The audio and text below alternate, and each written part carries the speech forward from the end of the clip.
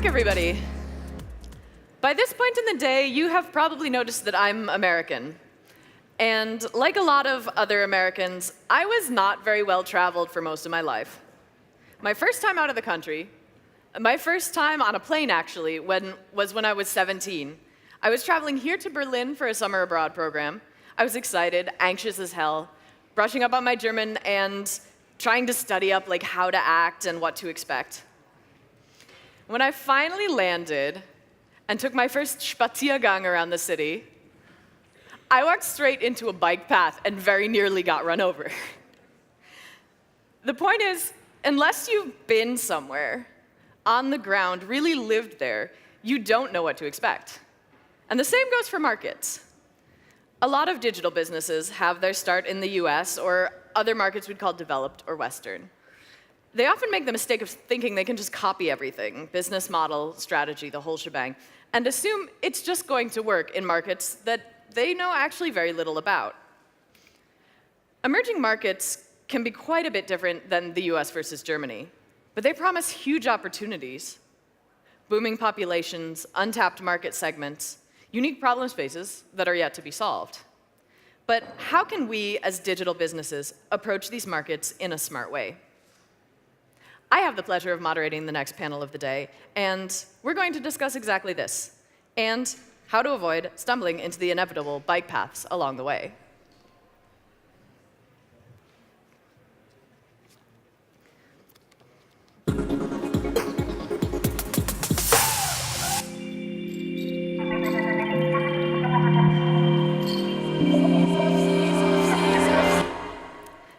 I'd like to invite my panelists to the stage one by one, so please do give them a hand as they come up. First, we have Manuel Koser, who's here all the way from South Africa. He's founded some of Africa's most successful online businesses after moving from Germany to Cape Town in 2011. He now runs one of the top investment firms out of Cape Town, Silvertree Internet Holdings. Manuel, thanks for joining.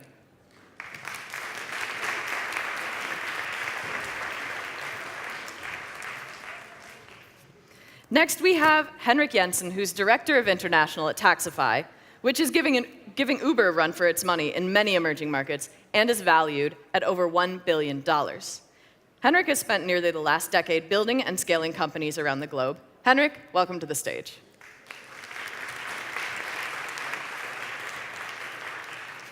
And last, but certainly not least, our hero of the day, Manan Shah, who is Director of Marketing for Truecaller and seasoned ad industry pro, who has jumped on this panel quite last minute because there is no way that we could talk about emerging markets without talking about India. So, Manan, welcome.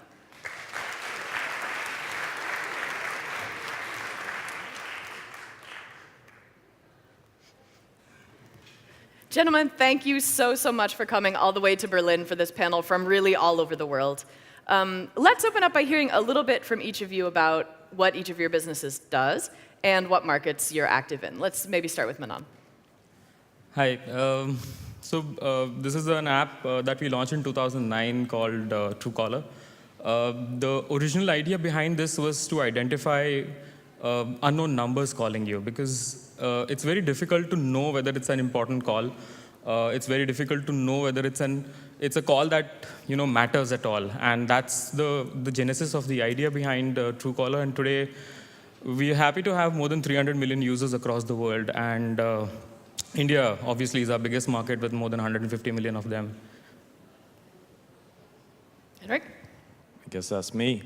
Yeah, from Taxify, maybe some of you have heard of us, maybe some of you haven't. I don't want to list all the countries we're in, because it's like 30+ countries now, but basically what we do is that we're building out a ride-hailing platform where we're now offering cars, but we also started looking into other product verticals. So we've been launching motorbikes in some of our African countries and been launching e-scooters in Paris very recently. So ultimately, we're just trying to create a platform that will allow you to move around the city in urban areas in the best possible way at the best possible price.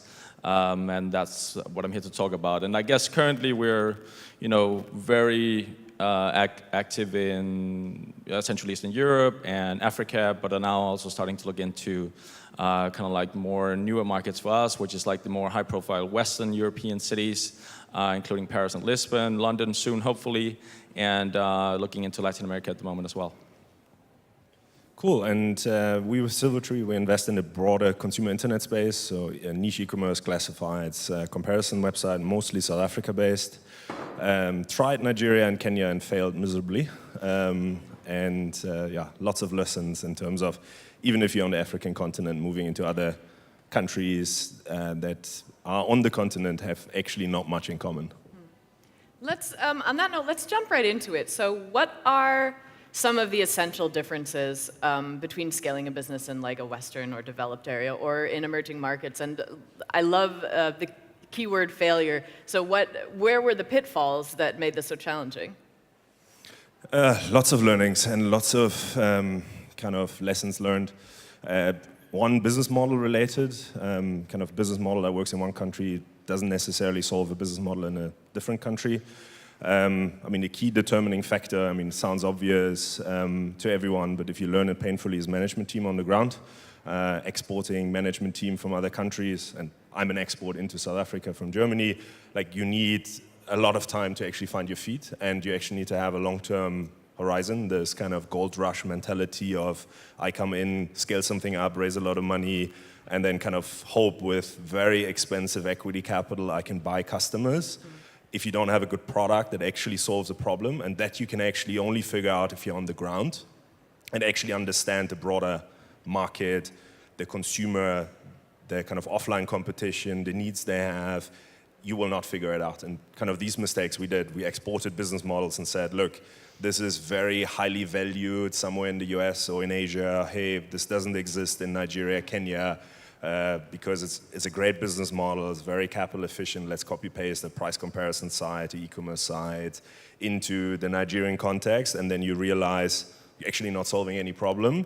And kind of, if you don't have a local management team that is passionate about what they're actually doing, then you'll just kind of fail a year down the line. And kind of we trapped into that, and then kind of refocused very heavily on South Africa, where we're on the ground and kind of very, very operationally involved.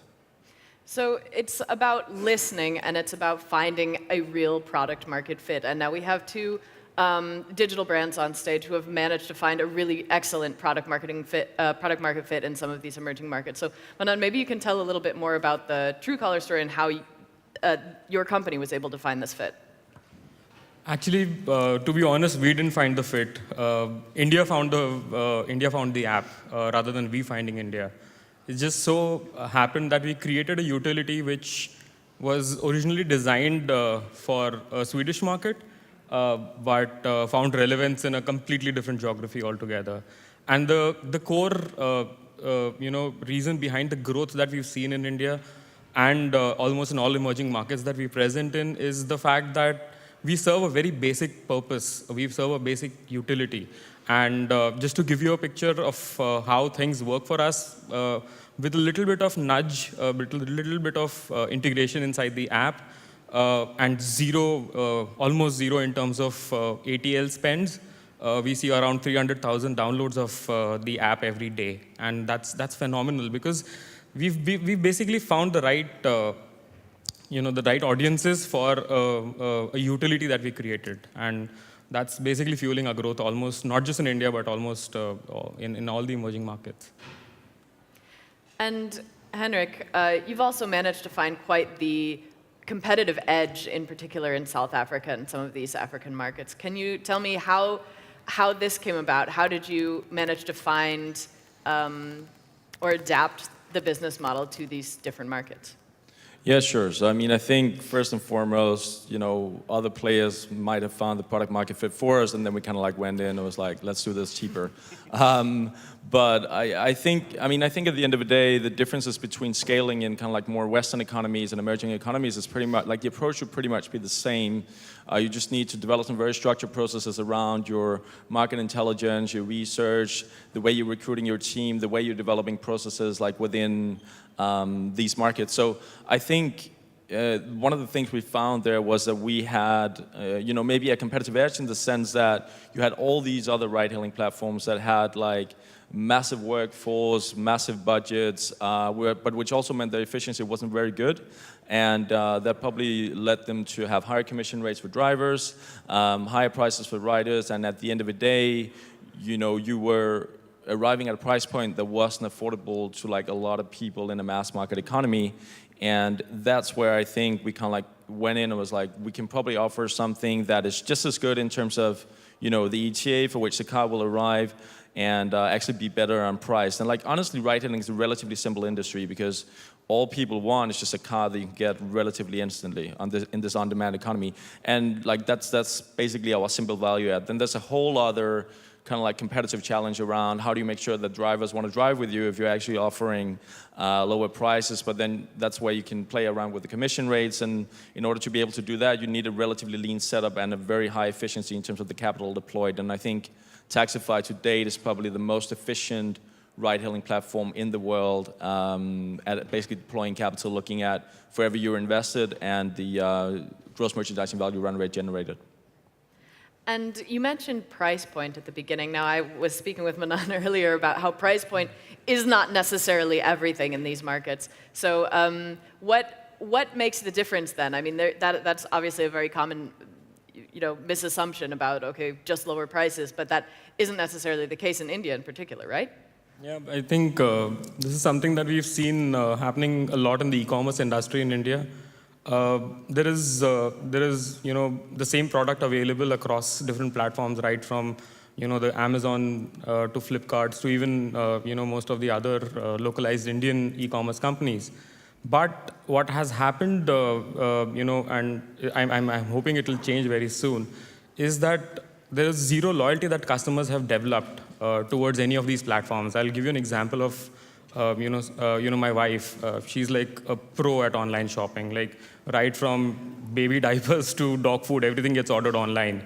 But she has zero loyalty for any of these brands per se. And that's a problem, I think, right from Amazon to Snapdeal to Flipkart, all of them have realized.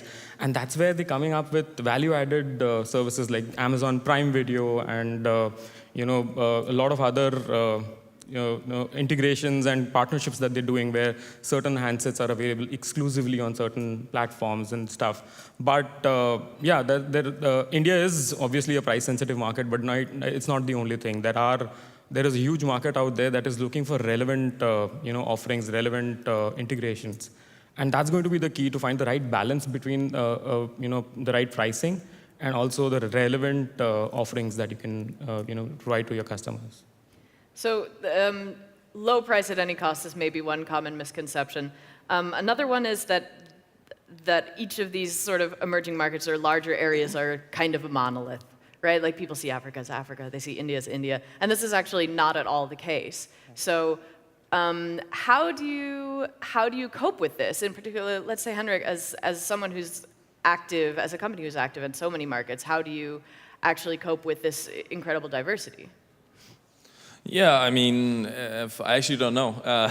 We just try our way forward every day, I guess. I don't think we have like an explicit tactic for managing this, but I think it's journeying back to what I said before. We want to be very strong at developing the right processes so we make sure we capture what is the local market demand. And at the end of the day, we're building products for people that want them. It's not like we're putting something out, then we think people might want it. Like, we've done like thorough intelligence research before that. And we also like listening to our customers, right? I mean, I think it's a relatively simple but also difficult exercise sometimes to actually get like proper high quality feedback from the riders at the end of the day, which are the ones we want to create a solution that makes sense. So I mean, I think we look at the current challenges in like any city. Some cities are extremely congested where moving around in a car isn't necessarily the most efficient way. And then we also look at like local market dynamics. So is there any products that have culturally been used a lot in those markets? For instance, you have like tuk-tuks in certain markets, not in Africa, but then you have like motorbikes as well, which are, I think they're called like Buddha bikes, which is, then we were like, okay, this is actually something that's happening in the local market. Why don't we just make it easier for people to basically hail one of these rides? Like I said, it's not necessarily cars we want to do. We're just in the car business right now because that's where we see the biggest volume. That's where we see the first point of demand. But then we're trickling down all these steps where, like, what's the second, the third, the fourth mode of transport that makes sense. So I think it's a combination of what does the local market look like, but also is there anything, is there a certain mode of transport we can apply to solve a certain challenge that doesn't necessarily exist today? The e-scooters is another example of this, right? You can basically fold it up and move it around. It's a very agile way to get around the city, especially cities such as Paris, where it's a nightmare to get through traffic, like during rush hours, for instance. So just jumping on an e-scooter, providing something that is price competitive and of high quality and relatively instant to access is, is what you need to be looking out for. Also because in our industry in particular, you just get killed like the next day if you don't think about like moving fast all the time. There's a lot of money being put into the industry at the moment, probably the most widely funded industry in the entire world at the moment. So we need to stay on our feet.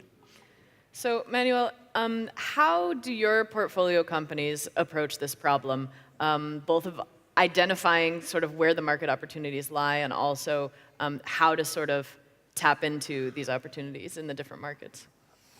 Yeah, I mean, in the beginning, it's very, very hard to actually assess how big the demand is because you're creating something new. Like, if you're the first one into a market, and the assessment of kind of offline retail or kind of like different proxies it's very difficult because it's dependent on how good your product is at the end of the day. So I think the first step is launch a product, trial it, listen to your customers, get as much feedback. Sounds very simple. It's very difficult in practice.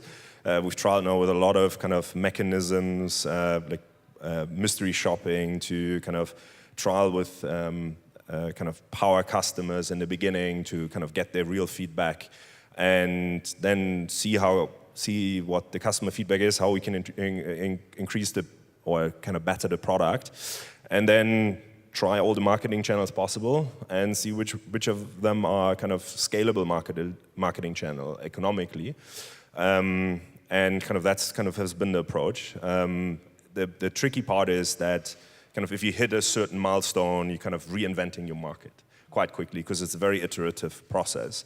So what has worked kind of on day 0 might not work in day 100. And we've lots of these kind of conversations because we have companies that are a day old, but we also have companies that are 20 years old. So they constantly have to kind of reinvent their product, their marketing approach, and kind of realize that a customer is not kind of isolated in a local market. He knows what's going on in the world and wants that service. So let's say we have some people from digital brands out in the audience who would be interested in entering one of your markets with the digital business. How would you recommend that they go about finding these opportunities, and what pitfalls would you say absolutely avoid this? What should they watch out for? Let's start with Manan. From an India perspective, I can say India is not a country.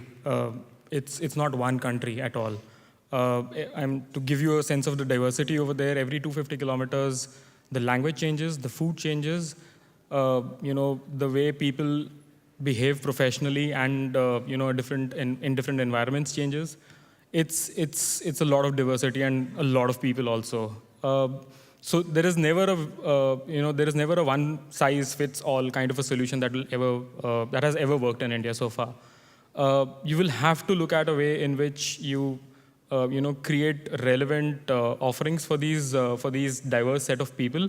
Find a common thread or a common problem that you can solve.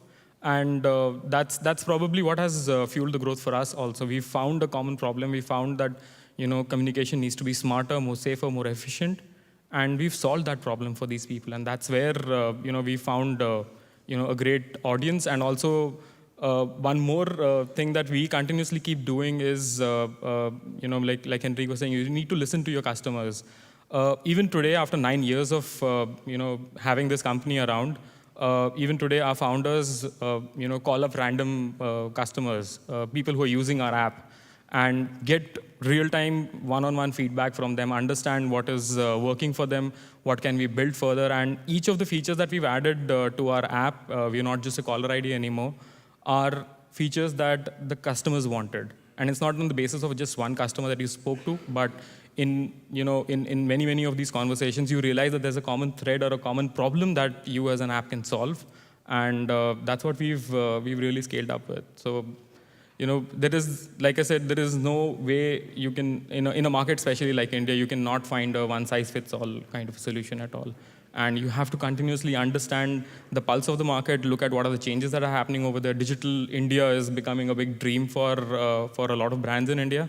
And we've made it very simple for people to not just communicate, but also make payments and transfer money from one bank account to another just using the mobile number. And that's what we've been doing, and we've been working very, for a very long time now.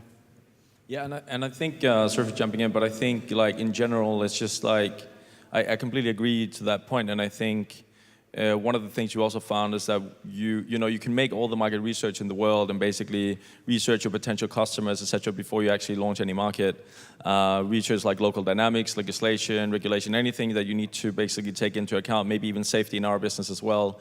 And I think one of the things we found, probably too late, is that you shouldn't just like blast and start scaling, because especially in industries where you're up against people that are growing, maybe 10x, 20x in a year and has like a ton of funding, you could be prone to think, okay, I just need to just go out there, get as many customers, as many rights as possible, and just show numbers to investors. But very quickly you realize if you haven't done your market research properly, you can end up like scaling your problems instead of your business, basically. And I think one of the things to bear in mind here is to launch a lot of like mini experiments, or we call them like mini experiments. Basically, be very structured and say, we want to launch these like 10 experiments so we can test all types of like rider cohorts, like how they react. We can test different product verticals in a vacuum to make sure that we basically pick up on like any issues that would arise. Like, to give you one example, we wanted to launch, again, like back to e-scooters, and I think, we wanted to look into like launching this in like multiple Western cities, but we quickly realized, we will end up getting a massive risk premium if we just launch 10 cities and like there's something legislatively that doesn't work out. So I think some of our competitors have learned these lessons the hard way. I mean, you've seen Bird and Lime on the scooter side, like launching multiple cities, and then all of a sudden they had to shut them down because they weren't compliant with the local legislation, or they weren't co-creating legislation with these guys as well. I think you've seen the likes of like some of our other competitors on the ride-hailing side, blasting through multiple cities in Europe, including Berlin, and quickly realizing that the Berlin authorities are pretty effective in like shutting down operations that aren't compliant. Seeing the same stuff in the Nordics, seeing the same stuff happen like in Spain. So I think one thing we've learned is that we really need to make sure that we test everything in a vacuum in mini experiments before we really start scaling these businesses. And like that's not always the approach that startups are taught at the end of the day. I would like to take a couple of questions from the audience, I think, at this point, so that we still have some time to grab some. Let's have a look at Slido. I love this one. Can you give some practical examples of marketing campaigns that fail or succeeded due to cultural differences? Actually, Manan, you had a great example of a TV campaign that worked for you guys. So I'll take you 3 years. I'll take you back 3 years. There was this campaign that we did, the first television campaign that Truecaller ever did in any country. We basically grew from 0 to 65 million users in India over a period of around 5 years or so. And then we saw that growth stagnating. And we realized that that's probably because in the urban markets, we had saturated, we had saturated the number of users we could get in India. And in smaller towns of India, they did not face a problem with spam calls, or unknown numbers calling them, or they were probably not too worried about them either. And that's where we realized that the offering that we have is probably not relevant to these audiences, or probably the communication around it is not relevant to these audiences. And that's when we launched a massive campaign on television, which was there for like a period of around 7 weeks on almost all major channels, where the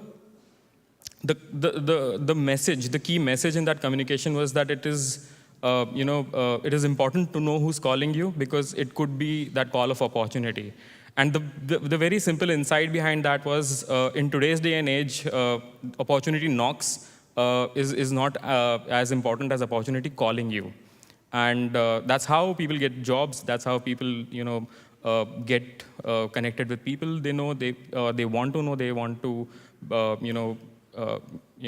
find better opportunities or better networks. And the whole insight was something that we conveyed through an upcoming film star in India. His name is Nawazuddin. He had a real life story which we narrated through the film, where he was a struggling artist. He was getting calls from an unknown number which he did not want to pick up. He was literally a guard, a security guard at a ATM machine in Bombay, and he happened to be really irritated with that unknown number calling him, and he one day really got pissed off, and he picked up the phone, and he realized it was his big break. He is now like a big star, but that very simple story that we told through our campaign really resonated. And we saw massive growth because of that campaign. I think we went from around 70 million users to upwards of 100 million users in a matter of 3 months from that campaign. And it's just about finding the right, connect to the consumers, finding the right. We didn't change anything in the product, by the way. We just added language support for 12 more languages in India. But the messaging really worked for them, and the relevance that we created for the audience really worked for them. We have time for, I think, just one more question. If one of the audience asks, if I have a product, how do I go about finding the optimal market for it? Manuel, maybe you can field this one. Sure. So I think we try to do a couple of no-go checks in terms of, is the market really big enough? So let's model it through to the best case scenario. Do I have economies of scale in this business model in this particular market? And it's a good academic exercise to see what's the size of the price. And it's quite interesting that very often it comes out, yes, I'm very passionate about this product, but the market, even in the best case scenario, just does not make any sense, and my investors won't get a return on capital employed. One has to realize that we're still in the space where capital is very cheap. This will change. There's a lot of capital. I think it's the highest capital invested into tech companies to this date. At some stage, we'll have a financial crisis. This won't last, especially in emerging markets. So I think checking is there a realistic, good, risk-adjusted return for my investors in terms of market size if I model through the best case. There are a couple of others in terms of legislation, in terms of is this actually a lasting problem that's been solved, or why doesn't this exist? And then I think I very much agree with what Henrik earlier said. Try to test a product on a very, very small scale with isolated tests in terms of, does this product work for this customer? Do these marketing channels work? And get real life feedback rather than the academic feedback. That's the first step. The second step for me is just trial a lot on a very small scale, not with a lot of budget behind it, and just do a lot of mistakes very, very quickly and then learn from them. Speak to your customers, reignite it. And once you really know you have something that sticks, and for me the ultimate test, if you have a product that sticks, is if you can increase your price by 10% and not all your users run away. In this market where capital is cheap, I can do a trade day in, day out, which is I give you $1.20 and you give me $1 back, right? This is essentially what lots of companies do in the marketing space. I spend $1.20 to acquire a customer, and he generates revenue of $1, right? That's not sustainable. At some stage you need to switch. So that will have to come to economic equilibrium at some stage. Start small, test small, fail fast, scale fast. I think that's a great note to end the panel on. Unfortunately, we have no more time for questions, but I'm sure these gentlemen will be around in the lunch break. Thank you so much for joining the panel. We really, really appreciate it.